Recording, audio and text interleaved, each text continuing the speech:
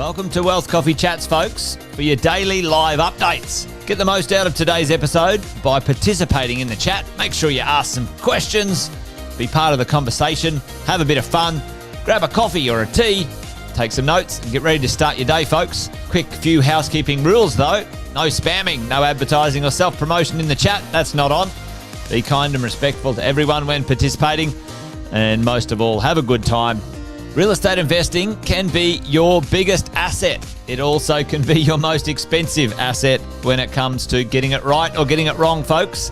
It can be time-consuming, stressful, and that's why here at Positive, we have what's called a 6-star team, a full-service team that provides integrated wealth and property investing solutions and services simply designed to help you progress towards your goal of passive income through your property portfolio, folks. Make sure you check out our other podcasts on the Positive Mentor Network. Not only is there Wealth Coffee Chats, there's the Urban Property Investor. Drops every Wednesday with straight talking investing strategies and lessons with Sam Saggers. Property Investor Tales. This is where our clients, you guys, share real life stories from property investing, hosted by some of our advisors and strategists. And that's done every fortnight, dropping every Monday. Wealth, Wine and Wisdom, folks, that debriefs the week that was in the world of finance and property, hosted by yours truly, Jason Witten and Andy Fenton on Fridays. Welcome to another Wealth Coffee Chats. Marvellous Monday. Hope you're well, folks, wherever you are. If you think it's Get Rich Quick, you're in the wrong place. This is the wrong podcast. This is the wrong life for you. Welcome to another Wealth Coffee Chat. Hope you're all awesome and well. Good morning, everyone. Welcome to another edition of Wealth Coffee Chats, Finance Fridays. I'm your host, Damien Hauser from Positive Money. Well, what can I say? I can't believe it's another week gone and we're already here Friday thinking about the weekend. But also, we're in the first week of December and I can't believe we're already here and it's almost Christmas time already. So what I would like to talk about today is that have you actually achieved your goals for 2024? And what are your goals, your financial goals for 2025? So I know at the start of every year, we always think about what are going to be our goals for our personal well-being. You know, are we thinking about giving up cigarettes, giving up alcohol, maybe going for doing a bit more in fitness-wise, which is all good for our personal well-being. But what were your financial goals for 2024? And did you actually achieve them for the year? Now, obviously, with inflation, that has played a big impact for everybody and making sure that we can afford our personal well-being. But what were your goals in 2024 for financially? Now, I know that maybe some people had their fixed rates going there for quite a while, and they were actually on 1.99% or even 2.99%. Now, a few of them did go off their fixed rates. Good morning, Bunty. Hope you are well. And what actually happened is that then they actually gone to the normal variable rate. Now, not everybody did go on that variable rate is like everybody else. So what that meant is, did you actually do your homework and actually got the best rate going for you? Now, that's only one part of what has maybe the year been for you. What's other things that actually happened for that year? Now, what actually happened is that, yes, interest rates played a big impact for 2024. We did have a lot of interest rates on hold, and they have been quite high. But did you actually do your homework and making sure, did you actually have the right interest rate for you? And did you actually talk to your broker or your current lender to get that right interest rate down for you? So hopefully in your 2024 financial goals, you actually achieve that. But what has been other things in 2024 that could actually have an impact for you? Now, I know that maybe you were thinking about at the start of the year to buying your next property as an investment property. It could be your first one. Good morning, Jeffrey. Hope you are well. But what has actually happened? So you might be thinking that, did you actually save enough to actually buy in that next property? Or did you actually have to have a look at maybe refinancing your current home loan to pulling out equity to buy in that next property? And did you actually make that happen? Because at the end of the day, you want to make sure, can you actually afford it? And making sure that you actually had the right structure. And this comes to my next, maybe your reflection for 2024. Maybe at the end of the year or even in between of 2023, you actually got your home loan. But when you actually did your home loan, was it the right structure? And then you could be thinking about at the start of 2024, was that right structure in place for you? Or did you actually talk to your current broker about it?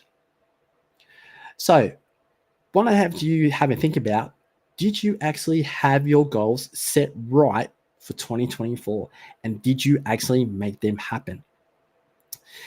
Now, another thing about what could happen in 2024 is that businesses that could be renting out their property and thinking that, okay, well, is it the right time or was it the right time to actually now get finance for buying that property and having it as part of your business? So, as a commercial sort of perspective, did you actually talk to your broker, your business banker, or your current lender to seeing that did you actually achieve that to buying your actual property that you're actually renting as a business and making it your own? So again, reflecting on what has happened for 2024, did you actually make the achievable goals that you wanted? But now let's think about what's going to happen in your financial goals for 2025, because it is almost Christmas time.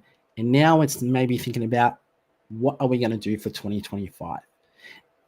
At the start of 2025, it's always going to be the reflection on, if you've got a family with maybe one child or two kids, you always have to think about your school fees.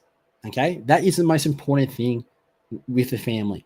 Making sure that you've got the school, your children right for school and they're right for their education, which is always going to be the first part of the goal for the year. But what happens is that once that is all being completed, what are you going to do about your financial goals that you didn't do in 2024? Because maybe in 2024, you put a hold on your financial goals because the interest rates have been quite high. So what could have happened in that sort of perspective? Why did you put it on hold? Why did you think that maybe 2024 wasn't the right time to do anything about your financial goals? So you got to think about, how can I make this happen for 2025? So maybe the impact of 2025 is that maybe you saved a bit of more money in 2024 to maybe buying your first home in 2025. So that might mean that, okay, is it a good time now to get a pre-approval in place? So when maybe a few more properties are on the market, because now being close to Christmas time, then maybe people might thinking, well, why put my market when I've got no one available to do anything with it? So what that means is that we have people in place to maybe when 2025 is at the start of the year, then people put their properties on the market again. Have I actually got the pre-approval in place to buy in that property? Now, so think about what is achievable for you and what is achievable for your goals. So like I said, have you actually got a pre-approval in place? But sometimes that you might be thinking that, okay, well, I've got an owner-occupied property currently at the moment, and I want to buy my next home to live in. But that means that I've got to try and put my property on the market and sell it as well. And will I have enough time to sell my property to move into my next property? So what that means is that we have to have a think about a bridging loan. So that could be something that you can talk about in 2025 with your broker. So have a think about that and have a think about the opportunities that you might actually have available to do that. That's just one thing maybe in 2025 if you're a first home buyer, or maybe just buying your next owner-occupied property. So what's the other things that we can look at in 2025? And I actually had this conversation with a few people this week. And the things that we talked about was your credit report. When was the last time that you actually had a look at your credit report that could make an impact to getting your, maybe refinancing your home loan, maybe getting your first home loan, or just refinancing maybe a business? So when was the last time you actually looked at your credit report? So these are the things that you might want to think about in 2025. And how do we actually get your credit report to have a look at it? Now, if you actually Google it and look at 3 free credit reports, you actually can get 1 credit report per year. And this might be the actual time to do it at the start of 2025 to have a look at what is my actual credit score.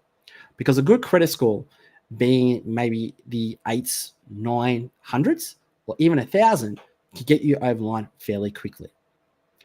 But if your credit score is maybe that 600, 500, or even less, what has happened with your credit report? Did you have maybe some late repayments or some defaults? And have they actually been paid up to date? Because at the end of the day, when you do go to a broker or go to your current lender, these are the questions that they're going to ask. How does your credit report look like? And is it a good credit report, or did you actually have defaults in the past?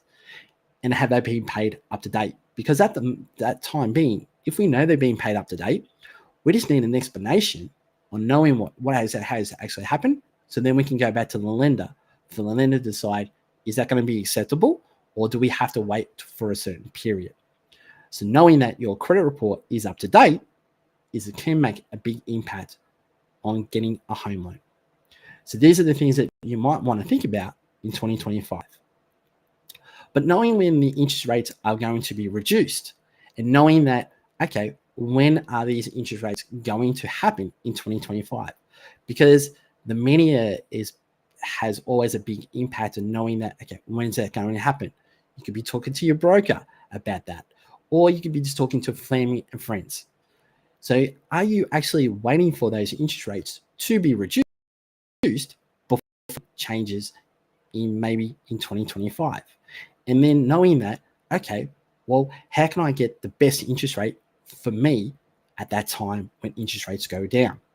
And making sure that, do we actually have the right structures, knowing that you might want to pull out some equity to buying your next property or your first home, or just getting everything ready to maybe selling your current home that you're living in to buying your new home that you would like to live in. So it's making sure that you're doing your homework in 2025 and being prepared for that. Because maybe, like I said, in 2024, you wanted to know that, okay, well, it wasn't the right time for me to do anything this year. What can I do next year?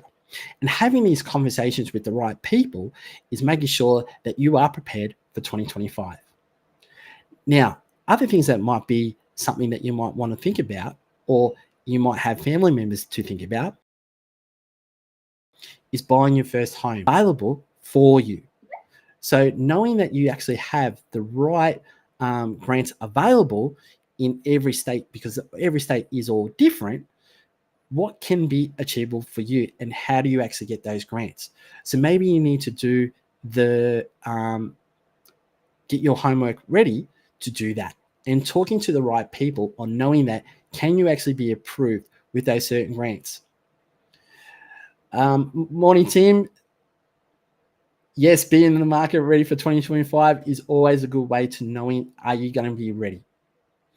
So going back into the first homeowner grants, like I said, are you going to be in a good position, and knowing that, are you going to be ready for that if you wanted to buy your first home?